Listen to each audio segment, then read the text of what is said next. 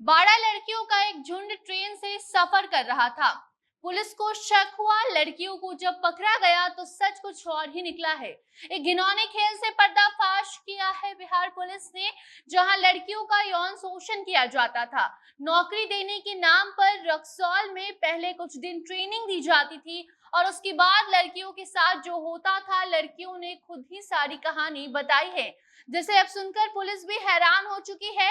रात को नींद की दवा देकर लड़कियों के साथ गलत काम किया जाता था और जब सुबह उठती थी तो उनका कपड़ा खुला हुआ मिलता था। लड़कियों के पास ना ही फोन था और ना ही कोई ऐसा आदमी जो इनकी मदद कर सके, और ये सब कुछ बिहार के रक्सौल में हो रहा था। पूरा मामला आपको हम बताते हैं, क्योंकि यहाँ सिर्फ बिहार की लड़कियां ही नहीं बल्कि झारखंड और बंगाल से भी लड़कियां नौकरी के नाम पर आ रही थी और नौकरी के नाम पर जब ट्रेनिंग ले रही थी तो उस दौरान ये सब कुछ काले कारनामे किए जा रहे थे, जिसका अब खुलासा हुआ है। पूरा मामला समझाते हैं आपको। बाकी अब नमस्कार, आप जनता जंक्शन देख रहे हैं और मैं आपके साथ वंदना पांडे। पूर्वी चंपारण के रक्सौल का मामला है, जहां नौकरी और ट्रेनिंग के बहाने लड़कियों के साथ घिनौनी हरकत को अंजाम दिया जा रहा था। लड़कियों को नशीली दवा खिलाकर उनका हर रात यौन शोषण किया जाता रहा। झारखंड की 16 साल की लड़की है जो नौकरी करने बिहार आई हुई थी। यहाँ पर वो ट्रेनिंग ले रही थी और उसके साथ भी कुछ ऐसा ही हो रहा था। उसने खुद ये सब कुछ बताया है। लड़की ने खुद बताया है कि कैसे नौकरी के नाम पर लड़कियों की जिंदगी बर्बाद की जा रही थी। हर रात मासूम लड़कियों को नशीली दवा खिलाकर रात में उनके साथ गलत काम किया जाता था और सुबह नींद खुलने के बाद लड़कियों को पता चलता था कि उनके साथ क्या कुछ हुआ है।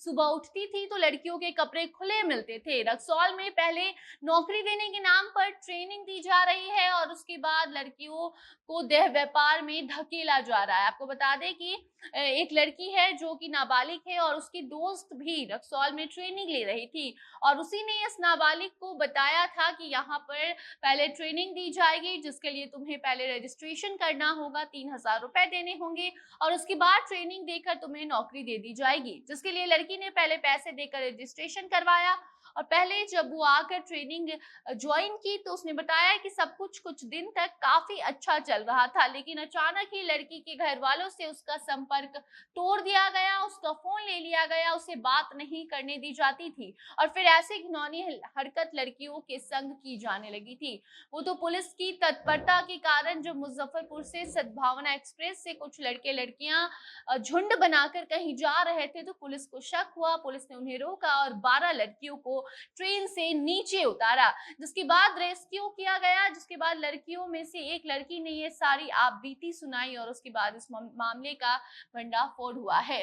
उस लड़की की हालत देखकर अभी तक 21 लड़के लड़कियां रक्सौल से भाग चुके हैं, ये भी उस लड़की ने बताया है। बाकी पुलिस ने ये जानकारी भी दी है कि अभी तक करीब 8 लड़कियों को रक्सौल ट्रेनिंग सेंटर से छुड़वाया गया है, उन्हें इस चंगुल से निकाला गया है। साथ ही रक्सौल पुलिस ने महिला सहित 2 व्यक्ति को गिरफ्तार भी किया है। हालांकि मुख्य आरोपी जो है इस पूरे मामले का, उसकी तलाश अभी भी पुलिस के द्वारा की जा रही है। बता दें कि कंप्यूटर कोर्स और मार्केटिंग के नाम पर ये ट्रेनिंग दी जा रही थी, जिसके लिए सिर्फ बिहार ही नहीं बल्कि पास के राज्यों से भी लड़के लड़कियां यहाँ पर आते थे। बिहार और झारखंड, बंगाल के 1200 से ज्यादा लड़के लड़कियां यहाँ से जुड़ी हुई हैं।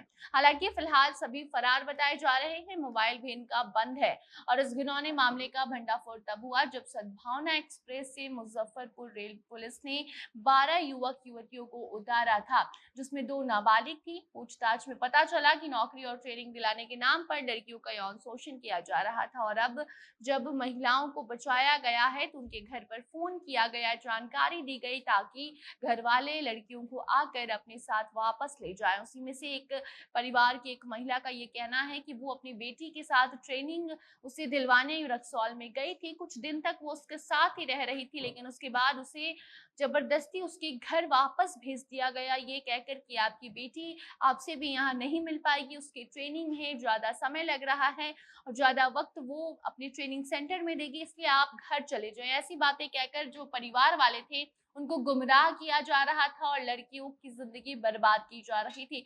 हालांकि अब इस मामले का खुलासा हुआ है, तो पुलिस इस मामले की जांच पड़ताल कर रही है। जो भी लोग इसमें आरोपी पाए जाएंगे उनको पकड़ा जाएगा, उनके ऊपर कार्रवाई की जाएगी। बाकी इस मामले में कोई नई अपडेट आती है, कोई नई जानकारी सामने आती है तो आप तक उसे हम जरूर पहुंचाएंगे। तब तक आप इस मामले को लेकर क्या कुछ कहना चाहते हैं, अपनी प्रतिक्रिया कमेंट सेक्शन में जरूर बताएं। वीडियो को शेयर कीजिए और बाकी खबरों के लिए बने रहें जनता जंक्शन के साथ। कैमरे के पीछे थे विशाल और मैं थी आपके साथ वंदना।